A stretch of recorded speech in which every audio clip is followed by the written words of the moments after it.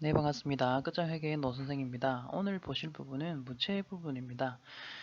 지금까지 여러분들이 하셨던 것은 지금 여기 적어 보겠습니다. 재무상태표를 이렇게 그려보면 자산, 부채, 자본으로 이렇게 구성이 되어 있습니다. 지금까지 여러분들께서는 자산 안에 들어있는 여러 가지 카테고리들을 공부하여 왔습니다. 이제부터는 부채와 자본 부분을 하나씩 보도록 하겠습니다. 비율로 따지자면 자산과 관련된 내용들이 더 많았었기 때문에 학습해야 될 부분은 자산이 많겠습니다. 부채는 지금 하시는 내용들을 보시면 충분히 시험 대비하시는 데는 지장이 없으시니까 수업 때 하는 부분 잘 습득하시기 바랍니다. 자, 먼저 요 부채의 그 목차를 보시면 부채는 유동부채, 비유동부채로 나눌 수가 있습니다. 우리가 알고 있듯이 유동은 1년 이내를 이야기하고요. 그 다음 비유동은 1년 이후를 이야기하고 있죠. 그래서 그 부분에 대해서 유동부채 안에는 무엇이 있으며 비유동부채 안에는 무엇이 있는지 그런 이야기를 하고자 합니다. 우선 유동부채부터 이야기를 할 건데요.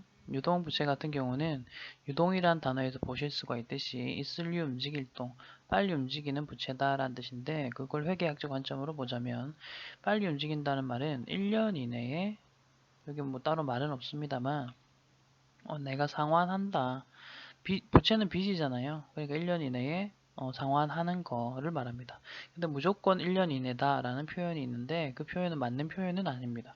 왜냐하면 정상적인 영업 주기라고 해서 꼭 1년 기준으로 결산을 하는 회사가 아닌 6개월 기준으로 한다든지 그런 회사도 있다는 거죠. 그런 회사들 같은 경우는 정상적인 영업 주기라는 표현을 쓰고 있습니다.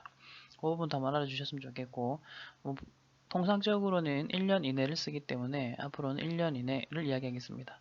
그리고 유동이란 단어, 1년 이내란 단어, 단기라는 단어는 세트로 기억을 좀 해주시면 좋겠습니다. 자, 그리고 유동부채 예시로는 매입채무, 단기차입금 등이 있는데요. 밑에 있는 예를 보겠습니다. 먼저 매입채무와 관련된 내용은 여기까지고요. 외상매입금과 지급보험을 합치면 매입채무라고 부릅니다. 그거는 우선 아시면 되겠고, 그 다음에 개정 과목들의 특징은 상품 제품과 관련되어야 한다라고 되어 있지만 다시 한번 정리해 보자면 재고자산,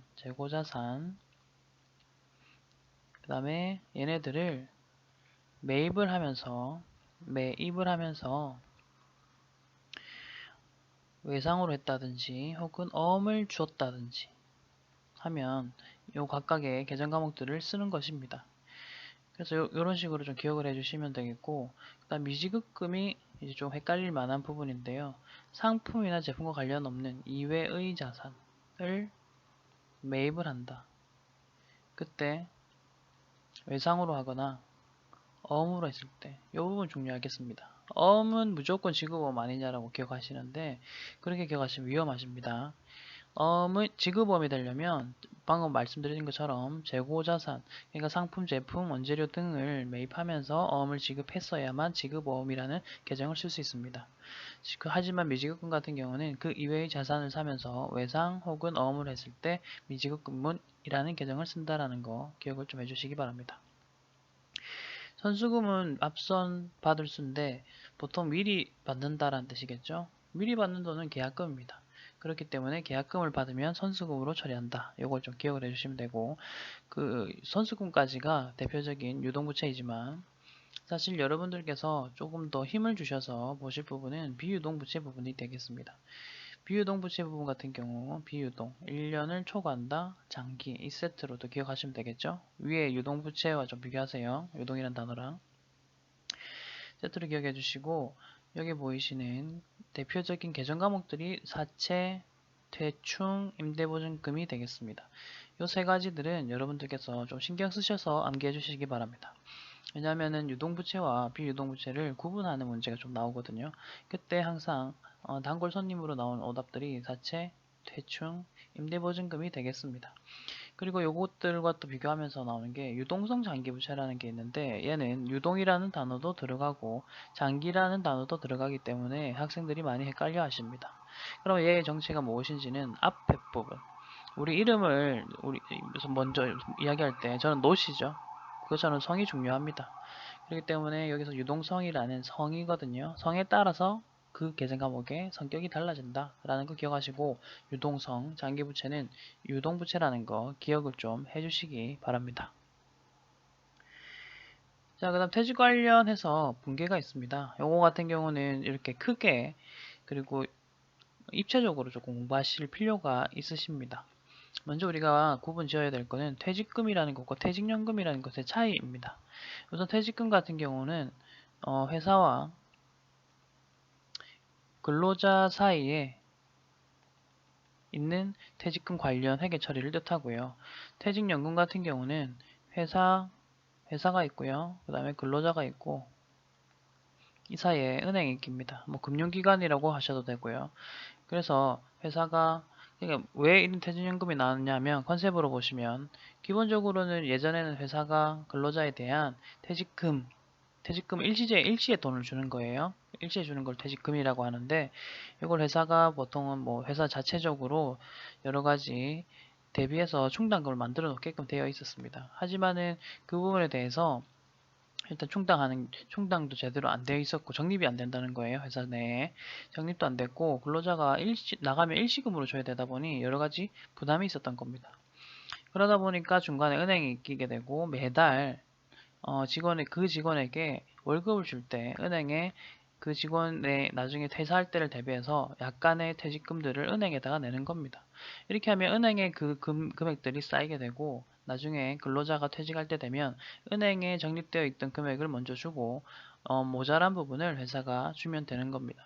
그런 컨셉으로 퇴직연금이 나왔고, 지금 요새 같은 경우는 어, 세금 혜택 같은 게 퇴직연금이 좀 더 많기 때문에 이제는 점차적으로 퇴직연금으로 다 넘어가고 있는 추세이긴 합니다. 뭐 어찌됐든 우리는 시험 목적이기 때문에 퇴직금과 퇴직연금에 대한 회계 처리를 다 좀 공부를 하셔야 됩니다. 먼저 퇴직금부터 공부를 하겠습니다. 자, 여기 퇴직금은 납부, 기말, 직원퇴직이라는 세 단계로 이렇게 적어놨지만, 퇴직금의 경우에는 납부라는 단계가 없습니다. 납부라는 것은 은행에 적립을 시키는 그런 과정을 말합니다. 그렇기 때문에 여기는 납부라는 과정 없이 바로 회사 자체적으로 하는 겁니다. 근데 어떤 작업을 하는지 보세요. 먼저 기말이 됩니다. 12월 말이 되고, 퇴직급여를 추계한다라고 되어 있는데, 이거는 추정하여 계산한다 입니다. 우리 직원들이 다 나가게 된다면 얼마가 필요할까라는 것을 추정하여 계산을 합니다. 그 금액이 이제 예를 들어 120원이라고 예를 든다면 분계가 다음과 같이 나오는 거예요. 차변 퇴직급여, 대변 퇴직급여 충당 부채라는 것이 나옵니다. 얘는 이제 비유동 부채라고 이야기를 했었죠. 대충. 퇴직급여는 비용 계정입니다. 얘는 비용 계정이죠. 비용의 발생 계정이고, 얘는 이제 부채 계정이 되겠습니다. 아셔야 될 거는 충당금, 우리 대손 충당금, 그리고 감가상각 누계, 이거 차감적 계정이라는 표현을 썼었는데, 지금 보시는 퇴충은 그냥 부채입니다. 비유동 부채예요.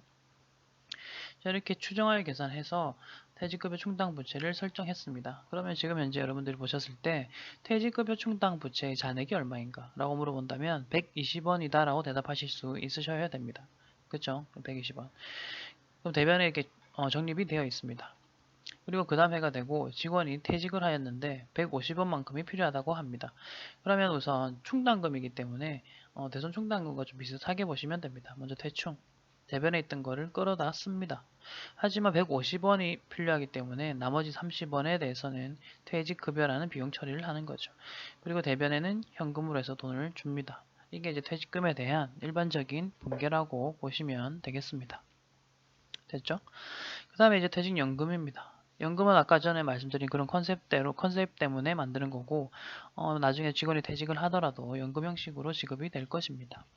근데 요 퇴직연금도 두 가지가 있습니다. 확정기여형이라는 것이 있고 확정급여형이라는 것이 있습니다. 아까 우리 납부라는 표현을 썼는데 이 납부는 다른 말로 하면 기여라는 표현으로도 가능합니다. 그래서 이렇게 매달 은행에 납부한다, 매달 은행에 기여한다, 이런 표현을 쓸 수 있다는 거죠. 그래서 매달 은행에 뭐 이렇게 퇴직급여 100, 현금 100 예를 들어서 들었다고 치겠습니다. 그러면은 확정기여형의 경우에는 그 뒤에 부분 아예 신경 안 써도 됩니다. 이 말이 무슨 말이냐면 매달 낼 금액만 신경 잘 쓰면 되고 나머지 부분에 대해서는 은행에서 다 알아서 하는 겁니다. 은행과 직원 사이의 관계라는 거죠. 그 둘 사이에서 알아서 해라. 그래서 회계 처리만으로 따졌을 때는 확정 기여형으로 하는 것이 기업의 입장에서는 편하다라고 보실 수가 있습니다. 근데 이제 문제는 확정 급여형인데요. 이 부분 학생들이 좀 많이 헷갈립니다. 우선 문제로 나올 때는 확정 기여형인지 확정 급여형인지 이야기를 해줄 것입니다. 그렇기 때문에 문제를 항상 좀 잘 보시기 바라고요. 자, 확정 급여형 같은 경우는 확정 급여라는 단어가 있기 때문에 나중에 우리 직원이 퇴직할 때 그 퇴직금이 확정 급여형이다 이렇게 말한다면 그 직원이 마지막 나중에 받는 그 퇴직금들 매달 받는 그 금액을 끝까지 내가 확정시켜 줘야 된다 라는 느낌으로 좀 기억을 하시면 되겠습니다. 자, 먼저 은행에 납부할 때는 퇴직연금 운용 자산이라는 계정으로 처리를 합니다. 이건 이렇게 생각하시면 되겠습니다. 은행에 통장 하나를 개설해 가지고 내 통장 이름이라고 보시면 됩니다. 퇴직금을 위한 통장 이름 이렇게 생각을 하시면 되겠고요. 그래서 차변에 퇴직연금 운용 자산으로 처리를 합니다. 그리고 대변에는 현금 처리를 하는 거죠. 됐죠? 그리고 기말에 퇴직급여 초기화를 합니다. 요거는 퇴직금 때 했던 거랑 똑같은 방식으로 하십니다. 분계도 똑같죠? 자, 그렇게 하면 이제 여기서 좀 참고적으로 제가 말씀드리고 싶은 부분은 무엇이냐 하면 아까 전에 퇴직연금 운용 자산이라는 거 차변에 있었고요. 퇴직급여 충당 부채라는 게 대변에 있었죠. 이거 나중에 재무상태표에는 어떻게 표시되는지 좀 알려드릴게요. 최근 들어서 이거 말 문제가 나오기 때문에 먼저 그림으로 한번 보여드리겠습니다. 먼저 퇴직급여 충당 부채는 아까 부채라고 했죠. 비유동 부채입니다. 어쨌든 위에다 적긴 했습니다만 퇴직급여 충당 부채 다시 대충이라고 적을게요. 요거는 대충이라고 적으시면 되겠고 부채입니다. 금액은 120이죠. 자, 퇴직연금 운용자산은 어떻게 표시가 되느냐 하면요. 먼저 기본적으로는 부채의 차감적 계정으로서 대충 밑에 이렇게 붙습니다. 대연자 이렇게 적을게요. 100 그러므로 퇴직급여 충당 부채는 20이다. 이런 식으로 표시가 가능하다는 거죠. 됐죠? 요거는 그때그때 다릅니다. 뭐가 그때그때 다르냐면 내가 퇴직연금 운용 자산으로 통장에 매달 넣는 금액이 많을 수도 있고요. 아니면 기말에 퇴직급여 충당 부채로 설정하는 요 금액이 더 많을 수도 있다. 이게 서로 왔다 갔다 합니다. 그래서 보시다시피 지금 현재 이 그림에서는 대충이 120이고 퇴연자는 좀 작네요. 그쵸? 그런데 예를 들어서 이제 보세요. 이 금액이 내가 통장에 좀 많은 금액을 넣었던 거죠. 금액을 좀 많이 넣었어요. 그래서 예를 들어서 140이 된다라고 하면 보세요. 그럼 형식적으로 봤을 때 120에서 140을 뺀다는 거는 말 자체가 되지 않습니다.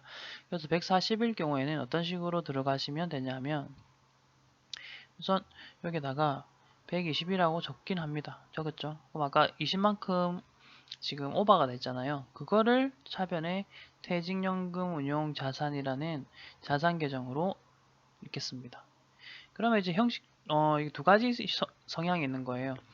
정확하게 말씀드리자면 퇴직연금 운용 자산이라고 쓸 수 있는 이 자산 계정은요. 어떤 부분에 대해서 쓰는 것이냐면 퇴충을 넘어선 납입 금액일 때 그 대충을 넘어섰잖아요. 그 금액에 대해서만 퇴연자라고 쓸 수 있고 대충과 대충 이내의 금액들은 요 밑에서 차감적 계정으로 이렇게 표시가 된다는 거죠. 그래서 뭐 두 가지 같은 이름이지만 두 가지 성격의 계정이 있다. 이렇게 기억하셔도 되겠습니다. 이건 최근에 이 말문제가 계속 이렇게 나오더라고요. 전산세무에서 지금 나오고 있거든요. 근데 이게 1급에도 점점 가져오기 때문에 냈습니다. 그리고 지금 마지막 요 부분은 아래쪽 부분이죠.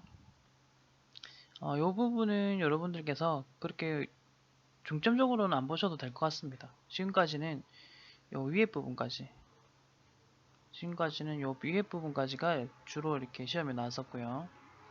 아래쪽 부분 나오진 않았습니다. 근데 굳이 이제 이해를 해야 되니까 한번 보자면 자, 직원이 퇴직해서 여기 보시면 150이 필요하다라고 하잖아요. 그러면 우선 하셔야 되는 작업은 퇴직연금 운용 자산이라는 통장에 지금 100원이 있지 않습니까? 그거를 뺐습니다. 그리고 나머지 50은 회사가 돈으로 주는 거죠. 그렇게 하면 총 150이 나가는 거죠. 그 다음 차변에는 이제 어떻게 하면 되냐면 대충 120이 이렇게 대변에 쌓여 있죠. 먼저 씁니다. 이것도 주머니에서 120 뺐었는데 30원만큼 모자라기 때문에 퇴직급여 비용 처리를 하신다라고 보시면 됩니다. 이거는 이제 바로 이해하시려고 하지 마시고 조금 생각해 보시다가 안 되면 나중에 한번 더 보시는 걸로 가도록 하겠습니다. 자, 그리고 문제를 좀 먼저 풀어보고 나머지 이론 부분 또 필요한 거 있으면 할게요. 1번부터 갑니다. 다음 중 유동부채의 계정 과목별 설명으로 틀린 것은? 자, 여러분 일단 풀고 들으세요. 안 풀고 그냥 듣고 앉아있으면 공부되는 거 아니에요. 자기가 방금 제가 이런 설명 드렸지 않습니까? 그거를 바탕으로 하셔서 우선 좀 풀어주시기 바랍니다. 자, 문제 읽을게요. 다시. 다음 중 유동부채의 계정 과목별 설명으로 틀린 것은 무엇이냐? 라고 합니다. 1번부터 갈게요. 매입 채무는 일반적 상거래에서 발생한 일반적 상거래라고 하죠. 일반적 상거래라는 것은 우리가 상품이나 제품을 사고 파는 걸 보통 뜻합니다. 그리고 제품을 생산하는 과정인 원재료 투입하고 이런 거 있죠. 이런 것들도 일반적 상거래라고 볼 수가 있는 거죠. 즉 재고자산과 관련된 거래죠. 관련. 그때 발생한 외상 매입금과 지급보험의 합이다. 맞죠? 매입 채무에 대한 설명 좋습니다. 두 번째, 선수금은 수주공사 및 기타 일반적 상거래에서 발생한 선수액으로 한다. 미리 받은 금액으로 한다는 뜻이에요. 이거는 보통 뭐 계약금이죠. 맞습니다. 세 번째, 단기 차입금은 금융기관으로부터의 당좌 차월과 1년 이내에 상환될 차입금으로 한다. 우선 이 두 가지 정의가 나왔거든요. 단기 차입금에 대한 두 가지 정의가 나왔습니다. 첫 번째는 당좌 차월이라는 개념, 그 다음에는 1년 이내에 상환될 차입금. 우선은 우리가 맨 처음 배웠던 거는 1년 이내에 상환될 차입금이다. 요거죠. 1년 이내란 말 자체가 단기라는 단어가 생략이 되어 있기 때문이죠. 차입금이랑 붙이시면 단기 차입금 계정 나옵니다. 그다음 당좌 차월이 나왔는데 이거에 대한 잠깐 설명을 드리자면, 당좌 차월은 뭐냐 하면 당좌 예금 통장이 있는데 그 통장의 잔액이 제로라도 은행과의 거래에 의해서 마이너스 통장처럼 돈을 뺏을 수 있게 해주는 뭐 그런 개념입니다. 근데 이제 결산이 딱 됐는데 마이너스인 거예요. 마이너스 통장 좀 뺏쓰다 보니까. 그러면 그냥 마이너스 당좌예금 하면 되냐는 거죠. 안 됩니다. 그 부분을 결산 때 다시 정리를 좀 해줘야 됩니다. 그 마이너스 부분에 대해서 단기 차입금으로 바꿔주는 작업을 해야 되겠죠. 죄송합니다. 그래서 요 보기에서는 당좌 차월도 단기 차입금으로 한다 이런 말을 쓸 수 있는 겁니다. 됐죠? 자, 그 다음 미지급금입니다. 미지급금은 일반적 상거래가 아니라 상거래 이외죠. 아까 제가 상거래가 뭔지 설명을 드렸죠. 이외이기 때문에 이 틀린 말. 답은 4번 체크 하시기 바랍니다. 자, 두 번째 갑니다. 좀 간단한 문제거든요. 비유동부채 맞는 거 찾아봐라. 답은 1번이죠. 제가 아까 그 대표적인 3총사들 있었죠. 그거 기억하셨으면 이거 다 풀 수 있는 거예요. 3번 문제 보세요. 비유동부채에 해당하지 않은 거. 아닌 것은이죠. 사채, 장기, 대충 됐죠? 답은 3번. 얘는 이제 단기 차입금으로 가고 차입금 가고 유동부채입니다. 이래 가시면 되겠죠? 그 다음에 비유동부채로 분류되지 않는 것은 돼 있죠? 비유동부채 아닌 거. 사채는 맞고요. 장기, 대충 요 답이죠. 유동성 장기부채. 아까 제가 설명드린 것들이 실제로 이렇게 문제로 나왔던 겁니다. 그러니까 이제 그렇게 설명을 드릴 수 있었던 거죠. 자, 그 다음에 외상매입금의 기초잔액을 계산하시오 라고 되어 있는데, 요거는 이제 기초잔액입니다. 기초잔액. 우리 외상매입금이 뭔지부터 한번 생각해 보세요. 물건을, 상품이나 제품을, 원재료를 외상으로 샀다. 그러면 이제 그걸 갚아야 되는 부채, 빚입니다. 그거의 기초잔액을 계산하시오 라고 되어 있죠. 요거는 T계정을 조금 이용해 볼게요. T계정 이렇게 쓰시고요. 위에다가 외상매입금이라고 적을게요. T계정은 T자 모양의 틀이지 않습니까?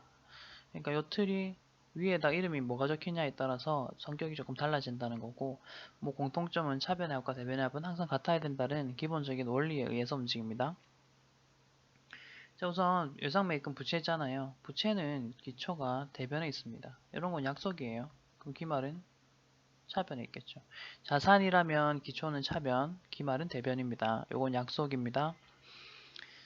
자, 문제에서 구하라는 것은 요 기초 부분이니까 이렇게 네모.